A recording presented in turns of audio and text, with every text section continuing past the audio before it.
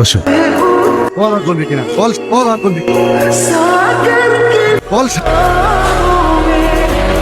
এই তুই ওকে মারছিস কেন? ওর এত বড় সাহস আমাদের পুকুরে মাছ চুরি করে। তুই ওকে মারছিস কেন? দাদা ও শুধু আপনার নামে পাড়ায় পাড়ায় গুজব ছড়িয়ে বেড়ায়। কন্টিনিউ। এই ছোটখাটো ভুলের যদি এই সাজা হতে পারে, তবে আমি তোমার সাথে কি করতে পারি? আমি আবার কি করলাম দাদা? তোমাকে এত নিষেধ করা সত্ত্বেও তোমার মেয়ে আজও আমার ছেলের পেছন ছাড়েনি। আমি কিন্তু আমার ছেলেকে নিয়ে অনেক স্বপ্ন দেখি, আর এই স্বপ্ন দেখার পথে যদি কেউ বাধা হয়ে দাঁড়ায়, তার সাথে আমি কি করতে পারি? দাদা আমার মেয়ে ভুল করে ফেলেছে। আমি আমার মেয়েকে বোঝাবো, দরকার হলে গ্রাম ছেড়ে চলে যাবো, কিন্তু এরপর থেকে আমার মেয়ে আর আপনার ছেলের সঙ্গে মিশবে না। কথাটা যেন ভালোভাবে মাথায় থাকে।